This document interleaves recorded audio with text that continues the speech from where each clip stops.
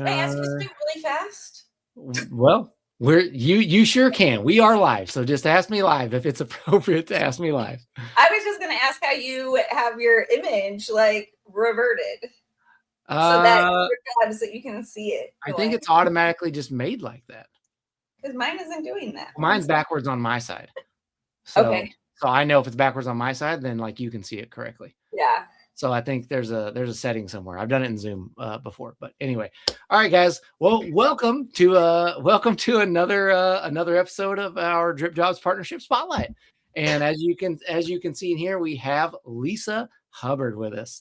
If you ever get the pleasure to talk to Lisa, you know she's about one of the most wonderful, lovely people to talk to.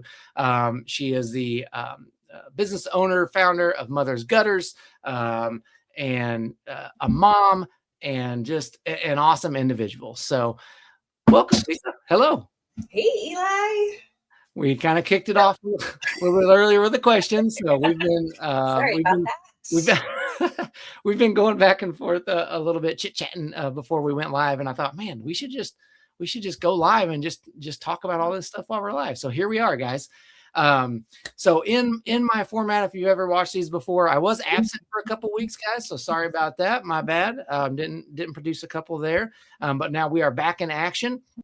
So, per the normal format that we kind of go on, Lisa, let's hear from you. Let's hear your story. Let's hear that journey. How'd you get from you to running Mother's Gutters to being a business owner, being, running a business, being a mom, doing all the things, events, being part of Gutter Growth, Gutter Summit, all those things? Well, I had a lot of different jobs before this. Yes. Of all different types, but a lot of different office type jobs. And then when I met my husband, Grant, he was obviously very into the gutter world. And at the time I wasn't working, and fast forward a little bit of time, they needed office help in their office. So I volunteered to help, and then I just got completely immersed and never got back out. I worked for the brothers that just do gutters for a couple of years. Yeah. My last year there, we did $3.5 million. And then near the end of my time there, we started talking about opening our own gutter company. Okay. And Mother's Gutters was born. And yeah, we, I think just it all happened very organically. Okay. So let's back it up on a couple things, because you skipped over a lot of good stuff there. So okay. One, what was your last year at Two Brothers?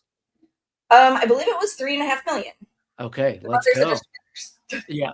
Okay. So what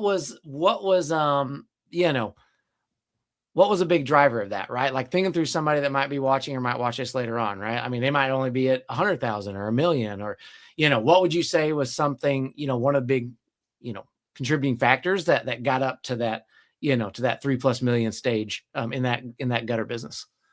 I think it was in large part because of the team. We just had an excellent team. The owner there was amazing, and he was a really good businessman. Grant was also working at the brothers, and I joke that he's like King Midas and kind of turns everything to gold with his touch. And yeah, they just had really good systems there as well. Yeah. Although I don't think that helps all of those business owners. That's why I think the team is the largest part of it. So yeah. Love it. Love it. A huge part of it. Yeah, absolutely, for sure. Yeah, absolutely. Yeah, if you guys have never talked to Grant or had the pleasure of interacting with him, he, take it if you get it. That's all I'm gonna say. That's for sure. So, what was your previous to that? What was your, let's say, most interesting and or fun job that you'd had previous? Because you mentioned you had a lot of different jobs, and we were talking about some of them earlier before the call. But I'm curious to see what you'd say. I really enjoyed waitressing, but that probably wasn't my Most fun job. I actually was the helpline for Quest Diagnostics. I would answer the calls for the phlebotomist to tell them what tubes to draw their blood samples in. Wow. That was an interesting job. Okay. Yeah, I worked for a temp agency at one point, so I would get into all sorts of cool different jobs. Yeah. That. That's an interesting, taking the calls to know what tubes to use for drawing the blood. I had a giant poster, and then you'd have to figure out what one. That is crazy. Okay, love it. Good stuff. All right, so so talks began to happen for Mother's Gutters, right? So obviously there's people are stepping out, there's movement happening there. But when Mother's Gutters came to be, that was a bit of a longer process as well too, because you're in Florida now. You didn't start out in Florida though when that happened. Talk to me about that, because that's a whole interesting journey unto itself. So on January 31st of that year, I was laid off, and that same day we were like, okay, originally we had planned on running Mother's Gutters remotely from Texas. Okay. And then when I was going to kind of be doing both, and then when that happened, we were like, let's just move. So we literally moved 30 days later. We were in a house in Texas, and 30 days after that did the hard open of Mother's Gutters. So wow. It's a very fast whirlwind. Yeah. No kidding. Wow. That's crazy. So then for you guys that don't know, I met with Lisa and Grant, right before you guys moved. So when we met up in Texas and went over a bunch of stuff, how many days did you move after that? Cause that had to have been like right in the midst of it. It was probably 2 weeks or 10 days before. Okay. Wow. Crazy. Okay. Really pack our time in. Yeah. Love it. Okay. So then you moved, right? So, anybody who's ever moved across country or anything, much less, starting a business and stuff, you moved from Texas to Florida. Mother's Gutters opened. Okay. So now you're going on Mother's Gutters, and how many years / months has Mother's Gutters been officially opened, and kind of what has that process been like? We did do a couple of jobs the previous March, but this April, I think April 1st or April 5th was the 1 year anniversary of our official opening. Wow. Okay. So you're a year in. Okay. So this is getting good. So you're a year in, right? Obviously you've learned a bunch of stuff. You knew stuff before, right? But you've learned a bunch of stuff. So what's one of the, I guess, the biggest things that you would maybe tell somebody who's just starting their own business and they're, trying to get to a year in, right? I mean, they just started, like, what would you suggest to them right now? Don't be easily discouraged or disappointed. It is going to be a lot of ups and downs, but it's all the ups make it so worth it. And I feel like you just have to hold on. Hold on, and it'll get better and good. And I think that's just seeing a lot of other people's posts and stuff that are business owners. People get discouraged fairly quickly.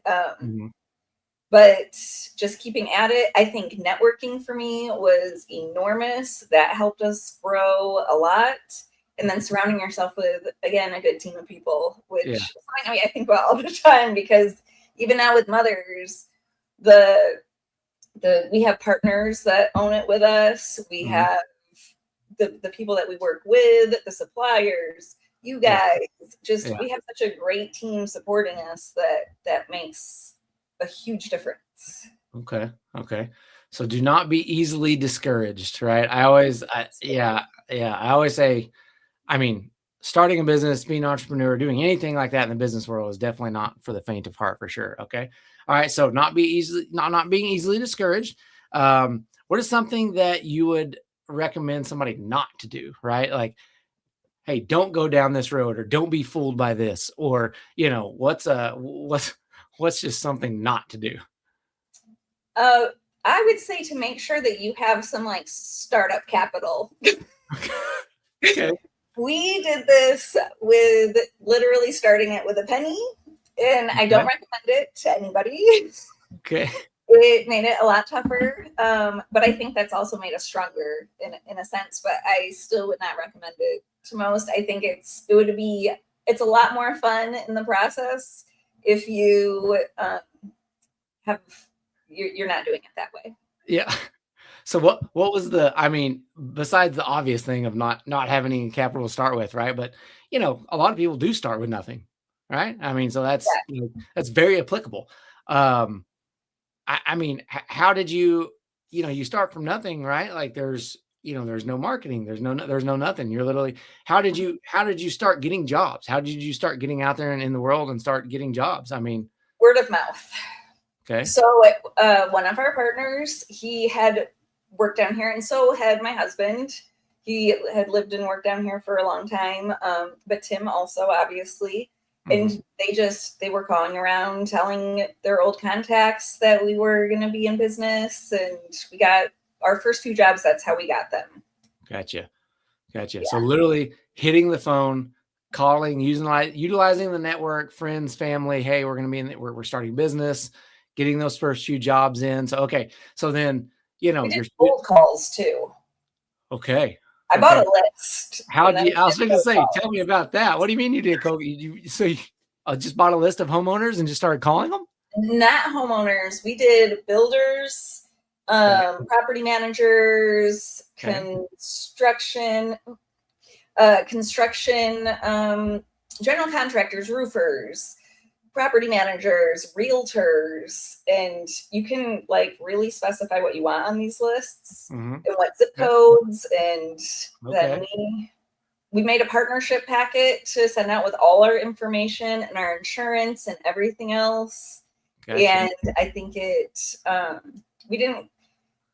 that's another thing that you can't get discouraged with, though. You get way more no's than you do yeses, but we did get some yeses that resulted in multiple jobs from each person. So, dang, that's crazy. Okay, so you moved down there, started with, ow, I just hit my knee. Started literally with a penny, right? Networking, calling, cold call, got a list, started cold calling, got a few jobs. Okay, so now you got a few jobs in-house, right? Some revenues flowing. Okay, and then what happened next, right? Like what was sort of that next step? Keep reinvesting everything that we earn, really. We cut down on overhead by having our offices in our house. Yeah. Our shop is in the garage. Okay. Yeah.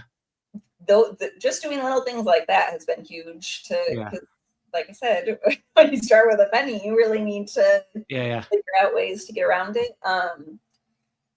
We had great partners that also helped with materials and everything. We also did a really cool, we were able to donate gutters near the beginning of the journey, which I think was really cool, but also helped a little bit get our names out there. Yeah. Okay. So just like hey, we're going to donate and install these, and then you. Someone we know sat next to a woman on a plane that she runs not a business, but it's an organization called Hannah's Home, and they take in at-risk mothers who are pregnant or just had babies. And they help them get jobs, provide childcare, some place to live, provide life skills training. So they rotate who's doing the different cleaning, preparing meals, meal planning, and then they're teaching them how to do it as they go, and get them to where as they go they have to pay like a rent to Hannah's Home. But Hannah's Home creates a savings account for them, and then when they're ready to move out on their own, gives them the money back for that. And that, like, to me, that's the coolest organization. That's like such a near and dear thing to my heart because I was a single mom when I was really young, and I think that's just like an incredible gift to give all of these. Yeah. So anyway, when we heard about it, then they were building new buildings for them, so we offered to do the gutters. Oh, solid. That's amazing. Yeah, I mean, wow. First of all, what an amazing organization, unto itself. And, something that you guys would probably support anyway in general, Yeah. regardless. But then on the networking aspect of it and the getting your name out there, it might seem like for somebody who's, struggling or like, oh, I'm about to give away free work, right? That's a hard pill to swallow, but ultimately in the end, right, it comes back around, for Yeah. sure. So, okay. So this is like a blueprint of how to start your business with nothing, literally, right? And actually, Spectra and Alurax donated the materials for that job. Okay. So Nice. it was also cool to be able to get other people involved in it. Yeah. Yep. Everybody. Yeah. Okay. Yeah. Gotcha. Got your partners involved. People love to, it's always better to give than receive, right? It's just such a simple human truth built into us. I love it. So, okay. Amazing. So you guys started with nothing. You're building this thing up. You're cold calling. You're looking for ways to get involved in the community, get your name out there. When was that kind of, I don't want to say turning point, right? Because obviously you're still working at it and things like that. But like, when was a major turning point in that? When did you kind of feel like, okay, like it's going to be all right. We're going to, we're rolling. We've got steady customers coming in, things like that. I feel like we've had a few of them because, as I said before, there's a lot of ups and downs. But I think it's been just every time, I don't know, if you do really good work and you aren't just like slapping the gutters off and leaving, but you're creating even just a small connection with each customer, you're getting good reviews. They're telling their friends and neighbors about you. And then obviously just for us, like the hugest thing I think was when I joined a networking group where we just do like a Zoom once a week, once a quarter, I meet in person with them. But I've gotten, within the first month of joining that group, I paid for my membership in it already with the leads that we'd gotten. And then those leads led to more leads, and it's just snowballed from there. Okay. No, that is awesome. Yeah. Okay. Like what would be an example of somebody to look for when you say networking group, right? Like I have, like my mind thinks about something, but you could be meaning something entirely different, right? So like what would be a good example for somebody to look for?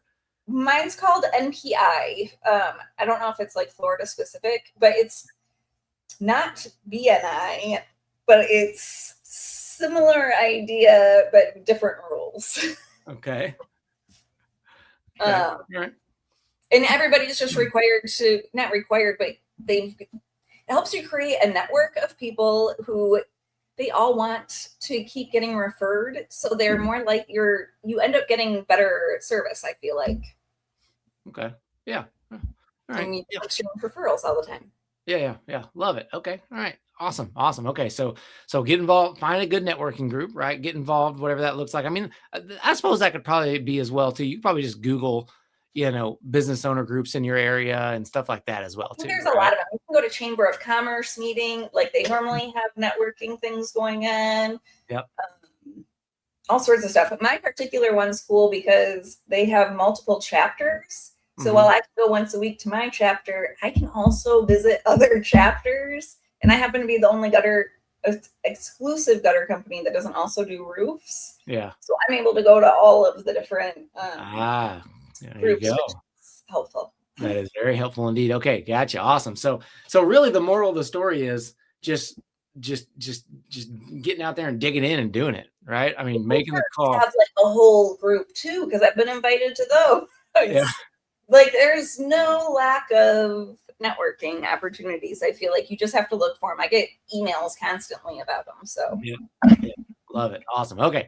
So man, if somebody just now starts listening, they just missed like so much gold of how to get your business up and off the ground. Literally just, just bootstrapping it the whole way. So, okay. So now you guys are, you're about a year in, right? I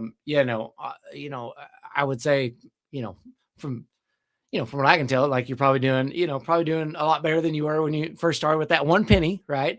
But you're a year in, right? So what did you, I'm sure you kind of paused and took a moment at that year mark. What was, upon reflecting at like, wow, we've been at this for a year. What was one of your major takeaways after a year in business? It's a hard question to answer. I feel like there's so many. It is. I do think that the importance of systems was really emblazoned onto me, because I think another part of the turning points was making sure that we had all of our drip set up to be, ours are kind of branded very motherly, mother's gutters, but also having all of our parts in there to make the sales estimates go a little bit quicker, and to make sure everybody's on the same page, especially as we opened a second location. And just making sure everybody is, especially as you're adding more people to the team, that everybody's on the same page. Yeah. Love it. All right. So you're a mom too, in the midst of all this as well. You are. So what is that like, being a mom, being a business owner, having commitments to customers and the company, but also your family at the same time too? I mean, how do you balance that, or how do you try to balance that, right? Like what are some things that you do to ensure that those times are held or kept sacred, with your family? Well, I am still trying to figure out how to balance it, but I end up taking, particularly with my youngest, end up taking him to work with me a lot of the time. Like, I just involve him. Yeah. He seems like he enjoys it. Obviously ours is a family business, so the whole family is kind of involved. And I think for myself, a huge part of it, and something I struggle with daily, is really sticking to a hard stop time on the day to make sure that I'm available for the family at some point during the day, and not working until 6 or 7 o'clock. Gotcha. Okay. So would you say keeping a hard stop on the boundaries, right? Or not a hard stop on the boundaries, but a hard line on the boundaries has been a big help for you guys? Yes. Or at least trying to. Trying to anyway. Yeah. Cause I mean, that's tough, right? Because, if you definitely feel pulled in both directions, and we're getting calls and emails. Yep. It's so easy to say, oh, I'll just do this one thing. But if I disappear in my office to go do one thing, you're probably not going to see me for a couple hours, or until I start hearing people say, where'd mom go? Where's mom? Yep. Exactly. Yeah. Or you just start hearing just chaos happening. Like, all of our kids are young, like 8 and under. So it's like, you hear chaos happening in the background, and you're like, oh, I've been in here. Oh, no. Oh gosh. Okay. All right, here we go. Yes. Love it. Awesome. We were talking about this earlier, but talking about kind of keeping yourself distracted or separated from like your phone or screens or stuff like that. What are some, talking about that and drawing that boundary? I mean, do you just put phones away? Do you completely, what does that look like? You're really good at that. Yeah. I am not as good. I do, though. I will set my phone down, and then I put on do not disturb a lot of the time. If I hear it ring or see the text or the email, it's so hard to not just jump in and respond. Yep. But that's something I'm working on still, for sure. Because doing it, I know you guys put them in like a basket or something when you get home, right?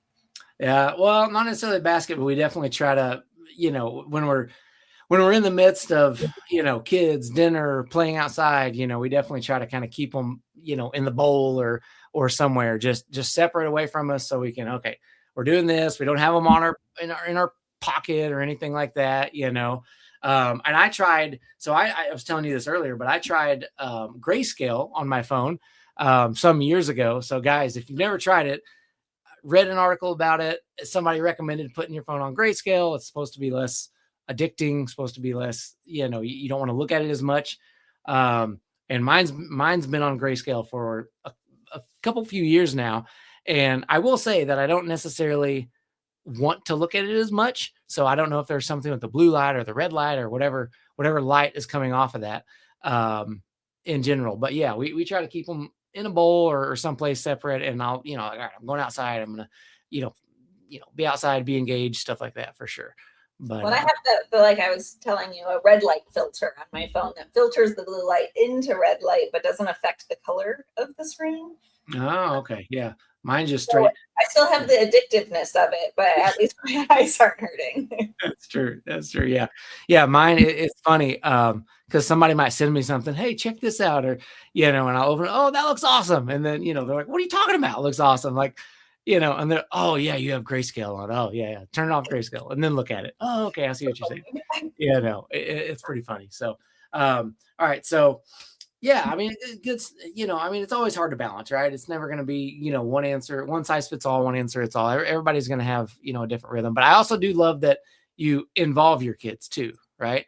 Yeah. It's a family business, right? I mean, that's important as well, because then, they're learning so many life skills and values by being involved, being involved in that. And I'm sure there's been many conversations about, them starting their own business at some point or something like that. Or even taking over Mother's Gutters at one point or something. Yeah, something. Yeah, love it. Love it. Good stuff. Okay, so quality time too when you're involving them, and then they're getting to see exactly what your day consists of. I feel like it just makes them a little bit more understanding as well. Not all the time, but at least some of the time. Yeah. True. That's true. Because if you're driving to and fro, if you're, there's a lot of time in there that you can talk, you can discuss things, you can, yeah, for sure, definitely. Yeah. So talking about the quality time and the driving and stuff like that, how did for anybody in the gutter industry that doesn't know, Lisa and Grant host a kind of a regional gutter gathering with with fellow business owners. And they just had one in Alabama. So how did that, and you guys road trip there. So how was that? That was a lot of fun. There's something about when you're in a room full of people that are all in the same type of situation, in the same mindset, where like it just lights a fire under me every time. Same thing with the Gutter Summit. There's just so much, and I end up learning something every time, even from the people that are there to learn from gutter growth. Yeah. I always end up learning something where I'm like, oh, I had no idea that you could do that, or I never thought about doing it that way. And I love that part of it. And then just getting to know all the people that we see online all the time, that we have all these interactions with. Seeing them in person is always, of course, much different. Yep. So, and that we also included my youngest son on. Yep. Love it. Yeah, that's awesome. Yeah. So you got the drive time there. You got the drive time back. You got the event itself, so he could be a part of that. We made it like a family trip. So we had fun stops and try to do some fun things. We're doing it again in 6 weeks in North Carolina. So that one will be a lot of fun, I'm sure, too. And I think we're planning on road tripping there as well. Yes. Love it. Yeah, that'll be a good time for sure. Awesome. Okay. So so it sounds like successful event there. So that's great. So you got Mother's Gutters, you're a year in or a little over a year in. You mentioned earlier about opening a second location. So let me ask you this. When you're thinking about opening up a second location and, somebody else might be thinking the same thing, is the reason I'm kind of curious about this, kind of like, what's that first step like, right? What do you look for first? Do you look for location first? Do you look for, kind of your operator that's going to run it first, or your first sort of leader to put in place? For sure, the operator, because you want somebody that you can trust, that can actually do it successfully, and that's going to work well with you. Yeah. And follow your systems, because you obviously want the same systems at both locations. So yeah. Okay, so you get your operator in place. Well, you get your location in place. We set up their CRM so that set up their system so everybody's in sync and on the same page. And obviously you're probably starting that one very lean as well too, right? Or at least you want to anyway. You don't want a big cost right out of the gate until you get some jobs flowing and stuff like that. Yeah. What's something that you would recommend to somebody who's kind of in that same boat, right? What would you tell them? Like, hey, we've started it, we've got this going, this is what we kind of saw.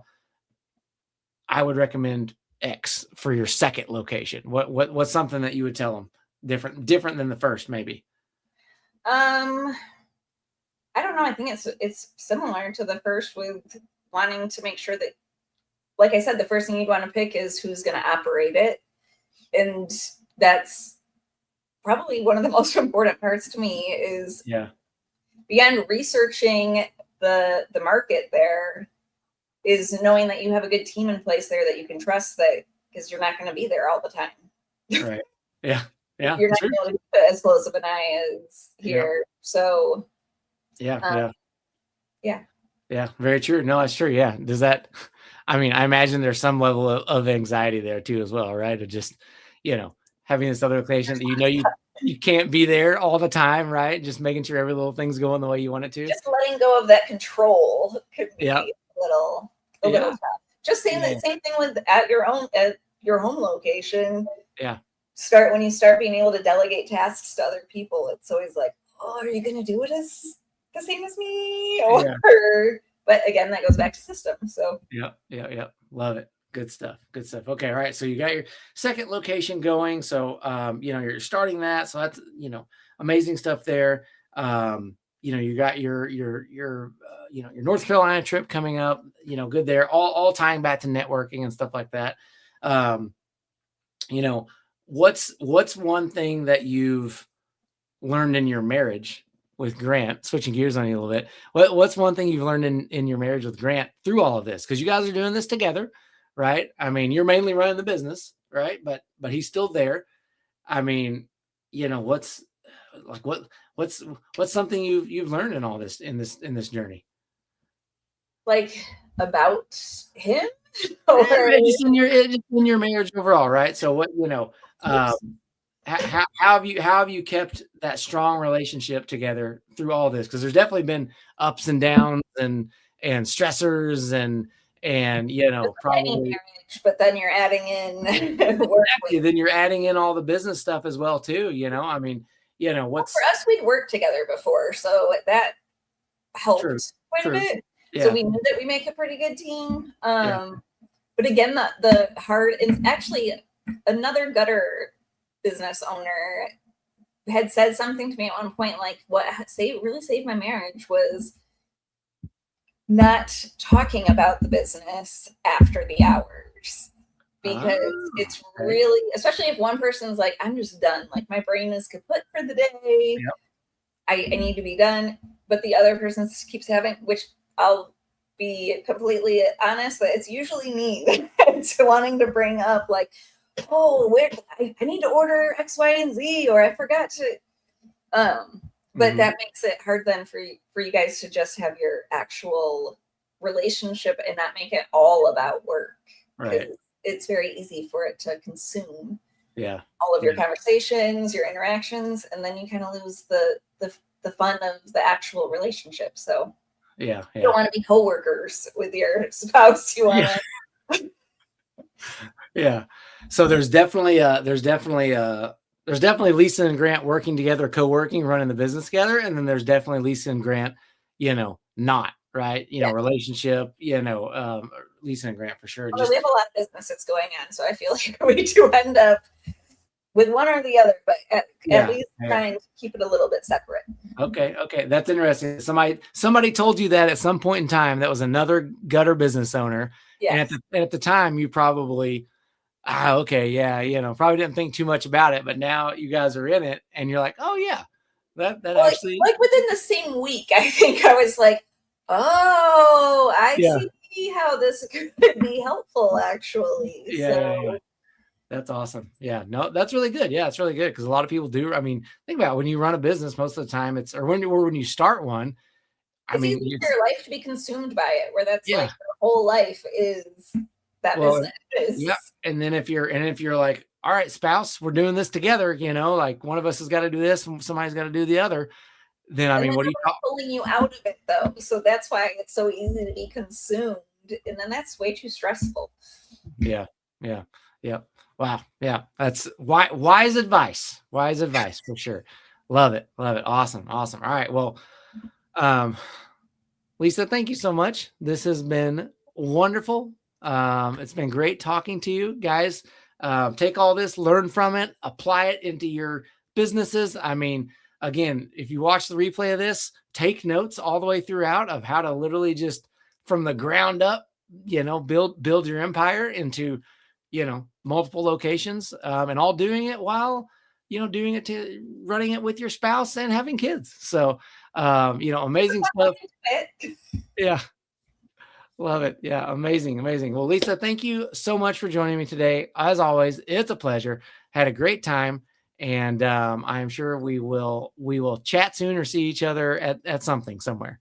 I'm sure. Thank All you so right. much for having me. It was a lovely time as always. Yes, absolutely. All right. Thanks everybody for watching. And we'll see you on the next one. Bye.